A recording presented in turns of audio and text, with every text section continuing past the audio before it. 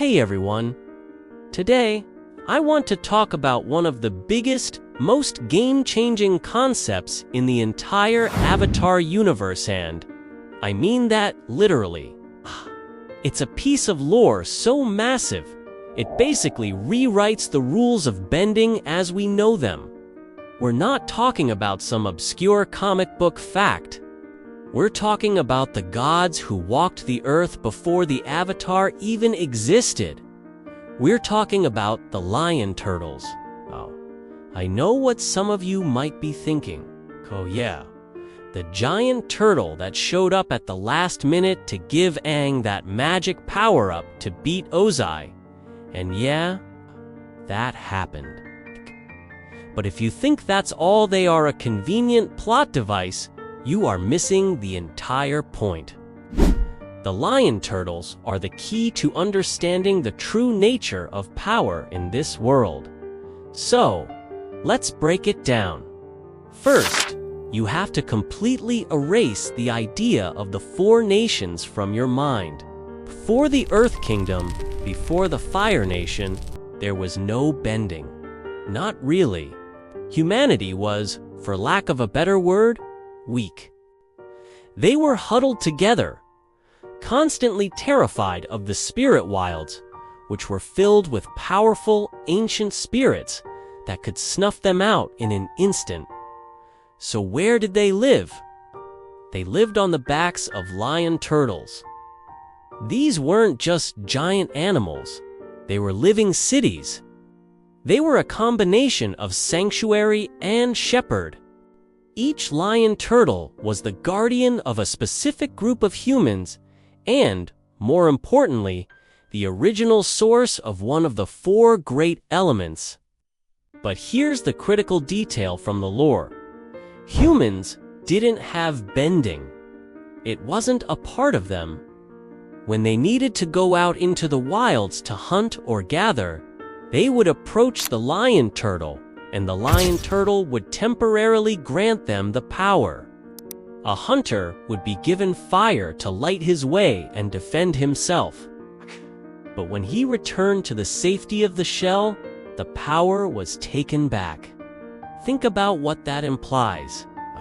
Bending wasn't an identity, wasn't a martial art. It was a tool loaned out by a wise, godlike being for a specific purpose.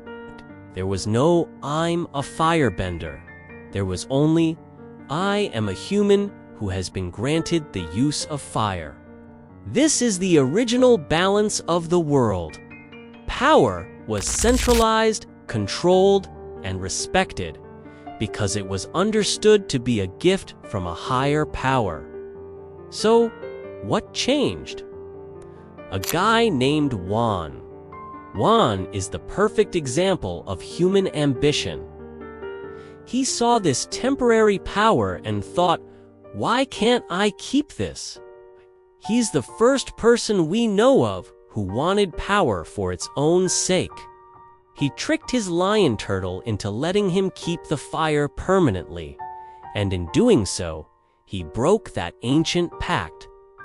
His journey, where he fuses with Rava and becomes the first Avatar, is basically a story of him traveling the world and collecting all four elements from the different lion turtles, centralizing that power within a single human vessel for the first time in history. Once Wan creates the Avatar cycle and becomes the bridge between worlds, the lion turtles' role as humanity's guardians is effectively over.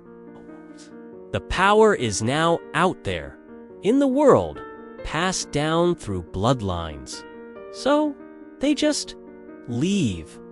They fade into the background, becoming so rare that by Aang's time, people think they're just a myth.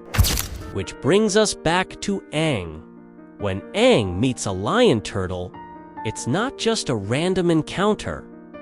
It's a direct intervention from a being that has been watching humanity for 10,000 years. The lion turtle sees that the Avatar cycle, the very thing that made them obsolete, created a problem it could unsolve. A good man being forced to do something that will break his spirit. And the lion turtle offers a solution by teaching him the original art, the magic that predates bending. It tells him, in the era before the Avatar, we bent not the elements, but the energy within ourselves. This is the core of it all. Energy bending is the operating system that all other bending runs on.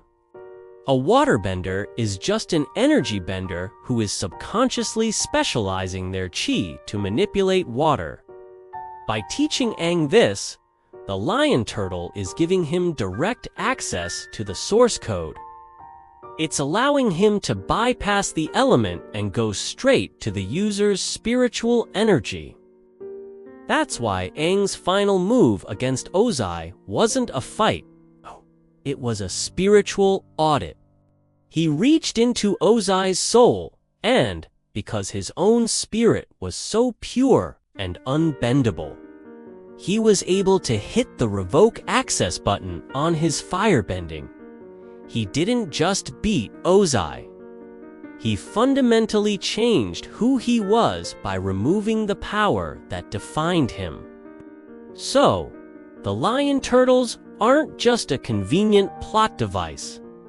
They are the living embodiment of a forgotten history.